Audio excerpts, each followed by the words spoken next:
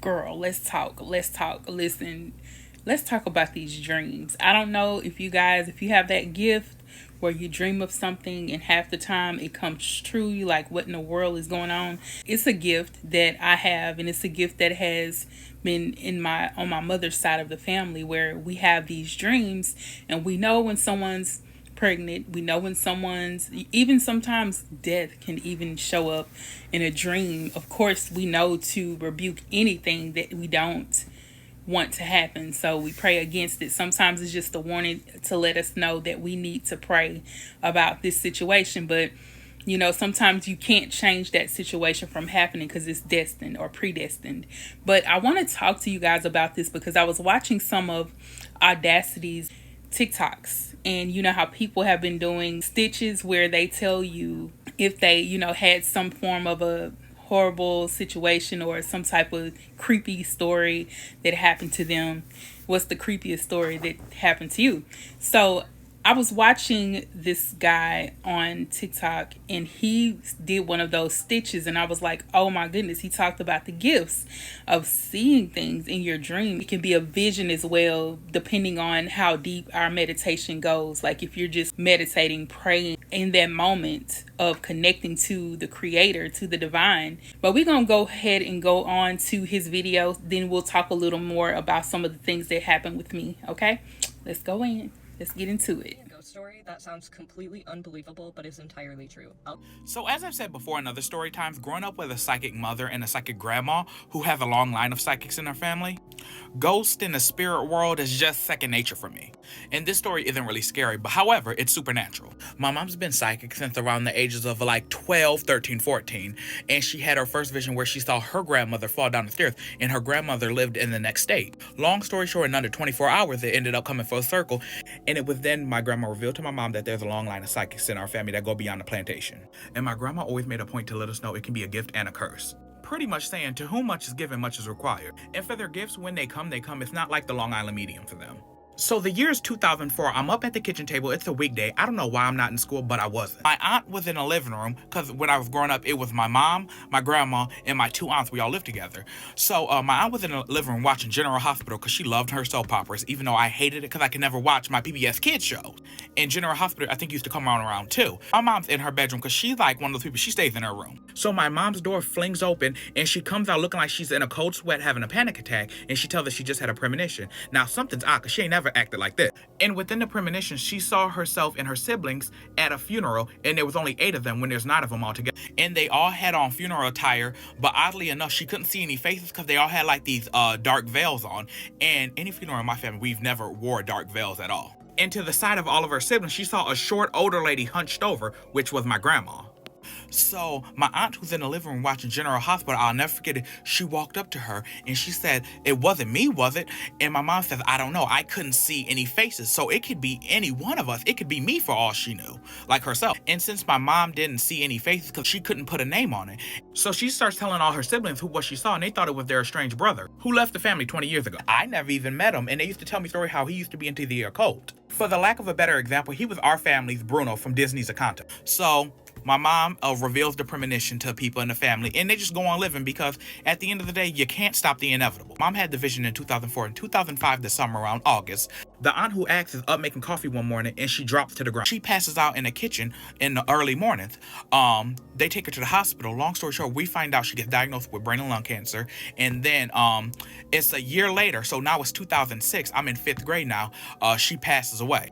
And I feel like the reason why this story has always stuck out to me, because observing it now from an adult perspective, I noticed when my mom told all her other sisters, because you know, when black people get together, your aunts, the gossip sessions never end. Nobody asked if it was them. They were just like, okay, like just preparing themselves, because like I said, you can't beat the inevitable. However, the one person it was asked my mom, and she couldn't confirm it. And when I got to her funeral and I was looking at her body, I just kept on recalling that afternoon where I'm sitting up at the table, my mom has the vision, my aunt asked if it was her, and it was. And it was at that young age where I finally realized what my grandma meant when she said this can be a gift and a curse, and it can be heavy to carry. that video is something else. I mean, it's like the story of my life. Like, I'm just sitting here like in awe because people don't really talk about these things. They don't talk about the dreams we have and when they come into fruition. I think it's very important for us to realize that we need to start journaling our dreams or writing down the stuff that we remember so we can remember it, put it in our phone or something. You guys know I did create a prophetic journals book, and it's on Amazon. Look it up, or I'll put it in the description bar below. But I was always writing in my journal. I hadn't been writing much lately, but I'm talking about every day I was writing. So we got to get back to that, okay? But those dreams and visions that he had and the things that happened with his mother and his aunts, all of that taking place, it just literally shows you that we really are connected. Like, we really can connect to that part of life. When we're connected to our creator, we're able to see things. And not everybody has those gifts. Y'all got to understand, because it's crazy for me. My son who passed away, he really didn't have too many dreams. He used to say, I don't dream, and I don't understand why he didn't. But, if he did have a dream, he would definitely remember it. It wouldn't be like back to back, like with us, with the gifts, but he would have them sometimes. I have some of my other children are dreamers as well.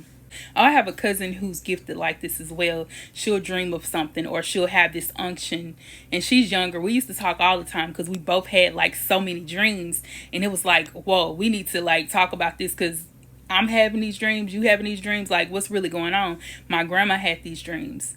My big mama, she had them too. She would dream about things as well. So it's passed down from my mother's side of the family, where we have these dreams and things just, it's crazy. Let me tell you one instance. My uncle, which is my grandmother's son, passed away. And I remember I didn't go see him at the hospital because I was always creeped out about hospitals, because I always picked up on a lot of energy there. I could feel the people that passed away there. Like, those are the type of things that I deal with, and I could not go to the hospital. And he came to me in a dream after he passed away, and he told me, it's okay. I was telling him I'm sorry that I didn't come see him. He said, it's okay. You didn't have to. He just gave me that reassurance that he forgave me for not coming. But it's things like that, like, for real. Seriously. But he also, this same guy, his name is Bishop Martimer. I will put his information down below because I will give credits. But he had another dream after his auntie passed away, and he's seen where she went into, the light. She went up the stairs. But we're going to get into it. I'm going to let you guys see this too, so we can get into this. Because, baby, like I said, we got to talk more about these things, period. I'll definitely do more, but here's like a part 2 to the story that this comment is attached to, where I describe how my psychic mom seen one of her sisters' premature death. Like I said in the last story, my aunt lived with us, so we were close. I was like one of her favorite nephews, and I'm gonna take that title, just in case my family's watching. You all know it was me. But this is partially how the grand awakening happened for me, and my mom knew that her gifts and my grandma's gifts somewhat trickled down onto me. And this is also when I found out that the afterlife was real. Because I wasn't like an atheist. My family always had faith. It's just not something that was drilled into us. They was more like live and let live. They don't got time for all that judgmental shit. So it's 2006. I'm in 5th grade. My aunt's dying. My entire family is up at the hospital except for me and my mom, who stayed back because I had school the next day. My mom's pretty much pulling an all-nighter because she knows the call's either going to come in that night or the next morning. So it's like 1 a.m. My mom gets a call. She picks it up on the first ring because she knew what was coming. Meanwhile, I'm in my bedroom in the front of the house. I'm asleep, knocked out cold. So in my dream, I wake up and I'm in this room that is consumed by the brightest light. And there's just like a staircase that's like appearing in the middle of the room, and it's just going up into nothingness. And when I mean nothingness, I mean like just bright light. And you know how when you look into the sun, how it hurts your eyes?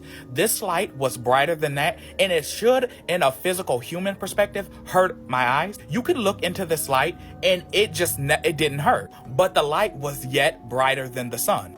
My aunt comes up behind me, and she is completely restored in beauty and health, as if cancer never touched her. And we walk over to the staircase, and the staircase somewhat becomes like an escalator. You know how like you stand on one step and it just moves you up? I realize we're saying our goodbyes in this moment, even though our mouths aren't moving. It's all empathic.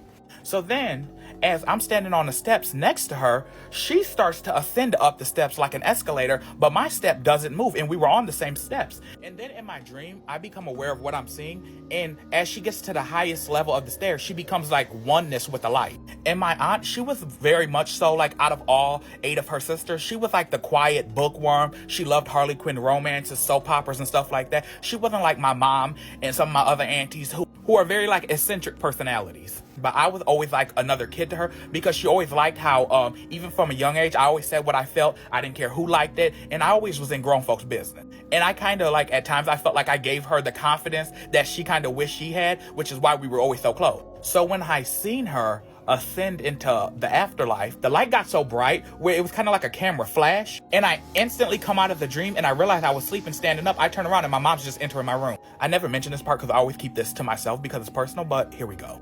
And my mom was like, are you okay? Because my mom is coming to tell me that my aunt passed away, because she remembers she got the call. And I turned to her and I'm realizing I was standing up, and I was like, I already know. And she was like, you know what? And I was like, that auntie passed away. And my mom was like, well, how is that? Because I literally just got the call literally under 2 minutes ago. And then I told her what happened, and she was pretty much, my mom's kind of ratchet. She was like, nigga, you fucked around and got the gift. And I told my mom the dream as I'm telling y'all, and she pretty much said, she kind of ratchet at times. She was like, nigga, you didn't go up the stairs with her because you would have died too. You would have went into the afterlife. And then that was kind of like the confirmation where my mom and grandma, they was like, oh, he got the shit too. Along with the plethora of other things that happened when I was younger. However, this was just like confirmation for them. And my mom being theatrical, she was like, my baby then went into the afterlife and came back. She was proud. It was kind of like a weird initiation of like, my son kind of has something that I also have too. And since my mom could see dead people at times, she was able to see that my aunt was at her own funeral just walking around looking at all of us. Just like how my mom seen her older brother at his funeral. Now that was kind of serious. He woke up standing up, like he was dreaming and standing up while he was dreaming, really. And already knew that his auntie had passed away. I know that shocked his mom, like, but it's amazing to have that bond with your mother or with someone you know that you can talk to about it. Like, oh, you got the gift too. See, my mom, she doesn't really, you know, she tells me about her dreams, but she's not like, oh, we have a gift. It's not like that. It's just like, oh, I had a dream, this and this and that. Like, it's not something exciting for her for some reason, but for me, it's exciting because I get to see, or I get to rebuke and counsel whatever dreams I don't want. I get to do it all, you know, because, and like I said, that bond, like how with me and my cousin, it's like I could call her and she would call me or text me, and we like gather together the same dreams. Like, I dreamed this. Okay, you dreamed this too. Like, it's like that bond of having these gifts and knowing people that have them. If you have the gift, let me know in the comments so we can kind of, you know, we can talk it out. Or we can create a Patreon to connect together. I think it would be cool. So, my dreamers, let me know in the comments, or you can email me. My email is in the description bar below as well. Let's talk about it. Let's talk about this, honey, because we can bond too. Because I feel like it's these gifts that we have. There are not many people that have them or can quite understand the gifts of the dreams. They quite can't understand, you know, what is going on. But, you know, see, we getting in there. We getting to it. We know exactly what's going on because it's been happening for so many years. But make sure you guys like and comment and share this video, because I'm definitely going to continue to do some of these videos. It won't be quite often, but it's going to be, you know, if you guys want more, let me know. Type in the comments, I want more. I want more. All right, guys. I love you guys. Peace and blessing. Be sure to like, comment, and subscribe. Give to the channel. Superthanks and Cashapp $Diva TV. If you want to bless this channel, I love you guys. Peace and blessings. Mwah.